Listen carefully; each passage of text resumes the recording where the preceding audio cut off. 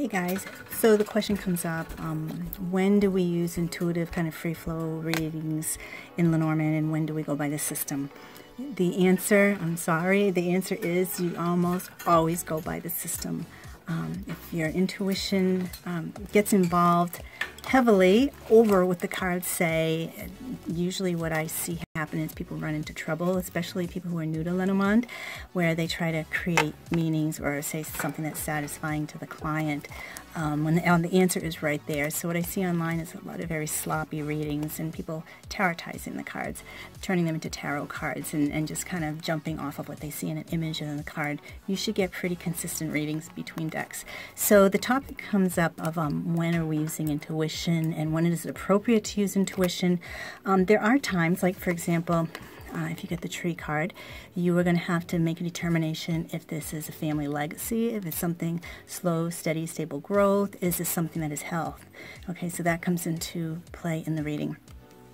Also, if you get something like the whip, or here the birch rod, the broom and whip, when does this indicate sex or sexuality, and when does it indicate abuse, arguments, debates, or cleaning house? You know, you're going to have to take a leap of faith and go somewhere with it. Sometimes you need your client to help you out.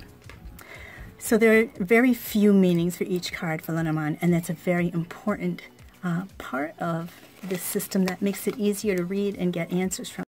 The more meanings you try and put into cards, the more confusing and it's going to be, and the more confused you will be as a reader trying to figure things out. Also, there's times when you have to find the bridge between two cards. So if you get these two cards in a reading and finding out how are they linked together, how is now this become one unit? How does this card modify this one? So if you get the tree first and then you get the broom or whip second, how do they modify each other?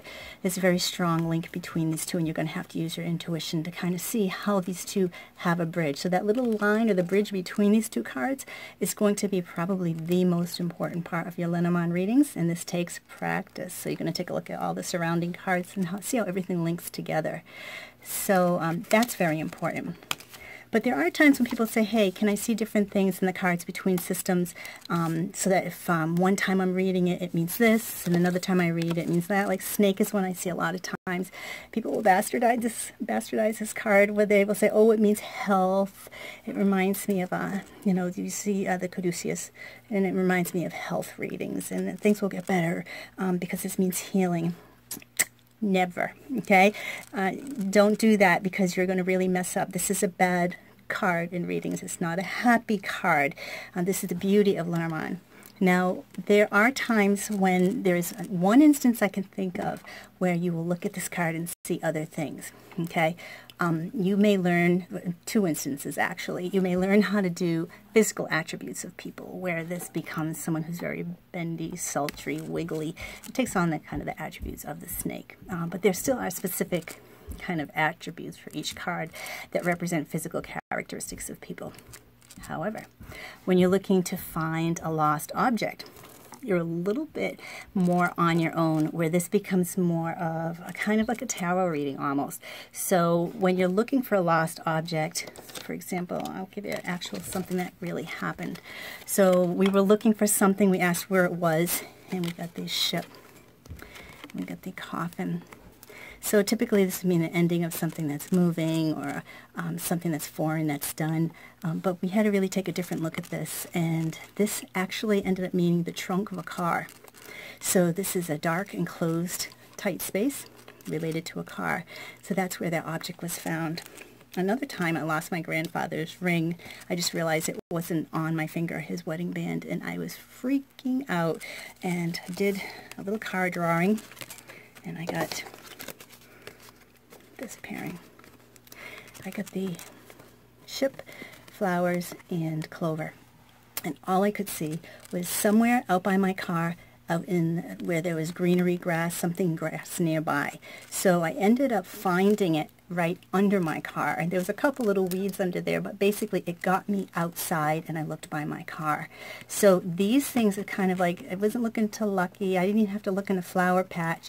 I just had to get a feel for it, but it took me out to where I needed to find it, and I found that ring within 5 minutes. So you may have to look a little bit deeper into what the card may make you feel when you're finding lost objects. This can be a dark space like a basement. This could be a closet. This could be your bureau, a drawer in your bureau that's dark and enclosed. Okay, so the coffin now becomes something a little bit different, and it takes on the attributes of it. This could be near something like a garden hose. This could be near something long and windy like a wire or something like that. Something like a tube-like thing. Maybe you have one of those noodles by the pool that float. Something long and windy. It could be near electrical wiring. It could be near a rope, okay? Near a serpentine necklace. That's the kind of thing you're looking for. So for finding lost objects, a little bit more intuitive, but when you're doing a strict Lenormand reading and you want to find things, go by the system. And I really can't say that strongly enough. You will make your readings so much more accurate.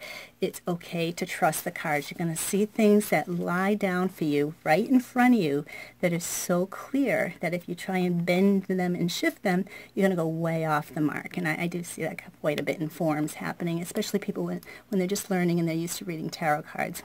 So it's okay if someone reels you in and tries to get you back on track. They're trying to help you, and just understand that having only a few meanings per card is really the clearest way to go. Other than doing something like finding lost objects, you know, that's a little bit different, but for most of the time, having a strict structure is going to do you a whole lot of good. And I know that's hard to face as a tarot reader when you could say anything you want off of a card and usually you're on target. The system is just different. It speaks like a language, like a very strict grammar with a very specific structure and order. The order the cards come in matter.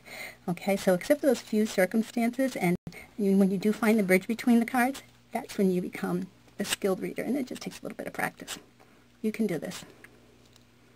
For the most part, just try and stay on the mark and see what the cards say. Give them a chance, because if you go off that mark, you're really going to just make your readings worse. You really can get so much better. Save the other stuff for tarot.